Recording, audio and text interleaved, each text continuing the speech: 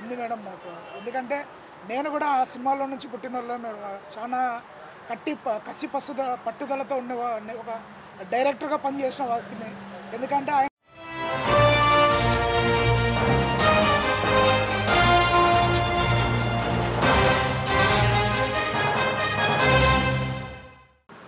మీ పేరండి?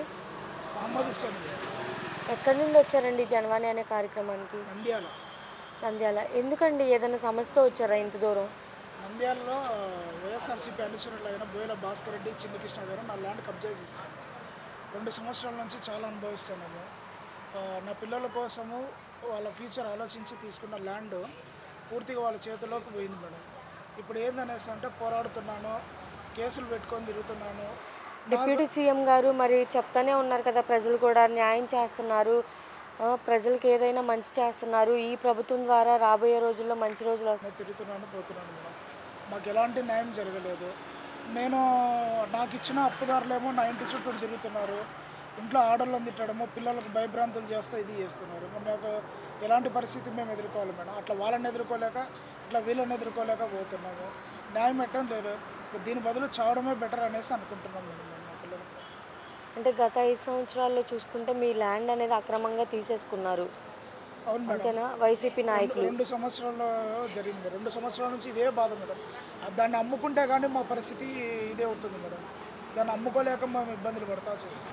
మరి గత 5 సంవత్సరాల్లో మీరు కంప్లైంట్ ఇవ్వడం కానీ స్పందనలు ఇవి పెట్టారు కదా? పెట్టాం మేడం. స్పందనలో ఆయన ఎమ్మెల్యే గన్మెన్లు కాబట్టి చర్యలు తీసుకోలేదు మేడం. బోయల భాస్కర్ రెడ్డి గారు, చిన్ని కృష్ణ గారు అప్పటి వైఎస్ఆర్సీపీ ఎమ్మెల్యే గన్మెన్లు మేడం. అంటే గత 5 సంవత్సరాల్లో పార్టీ విభేదాలు లేకుండా, ఇలాంటివి కుల మత భేదాలు లేకుండా ప్రజల్ని ఇప్పుడు కూడా మేము అనుకుంటుండే ఏంటంటే, వాస్తవంగా నేను ఏ పార్టీకి చెందినైతే నేను కాదు, ఒక సామాన్య మధ్యతరగతి కుటుంబకుని. నేను ఒక సినిమాలు చేసుకుంటా జీవనాధారం చేసుకునేవాడిని. నా పిల్లల కోసము ఇక్కడ నుండి నా పిల్లలను వదిలిపెట్టేసి నేను హైదరాబాద్లో ఉండి నేను పని చేసుకుంటా ఇది చేస్తున్నాను మేడం. వాళ్ళ జీవనాధారం కోసం, వాళ్ళ భవిష్యత్తు కోసం నేను తీసుకున్న ల్యాండ్ ఈరోజు వాళ్ళ చేతుల్లోకి పోయింది మేడం.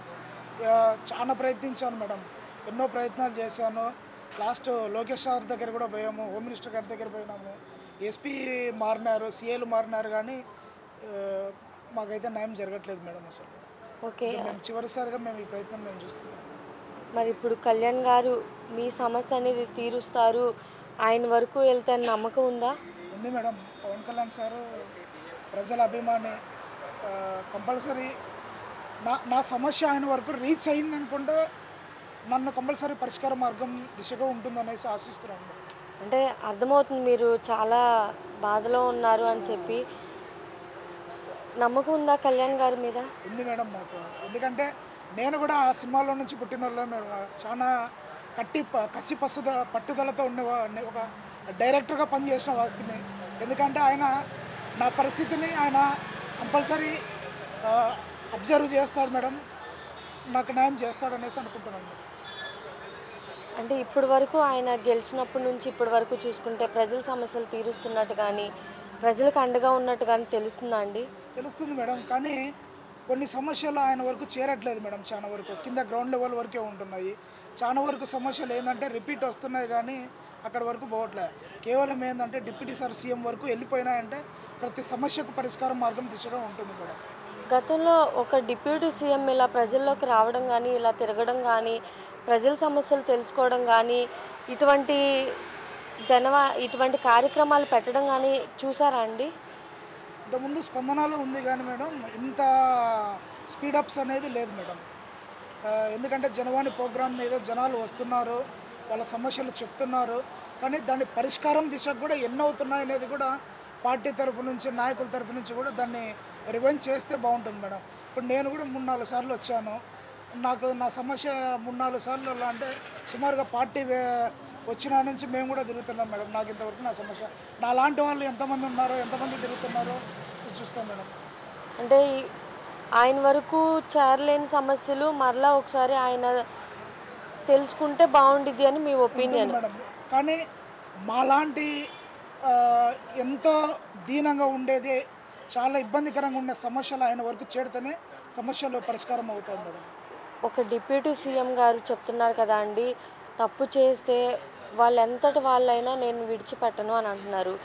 నిజంగా అన్నమాట మీద నిలబడి ఇప్పుడు మీది ఎవరైతే కబ్జా చేశారో వాళ్ళని ఆయన అంటున్నారు కదా, పార్టీ తేడాలు ఇవి కూడా ఏమి చూడము, అది ఆ ప్లేస్లో ఎవరున్నా శిక్షిస్తాను అని అంటున్నారు. నిజంగా ఇప్పుడు మీ విషయంలో కూడా అలానే చేస్తారని నమ్మకం ఉందా? ఉంది మేడం.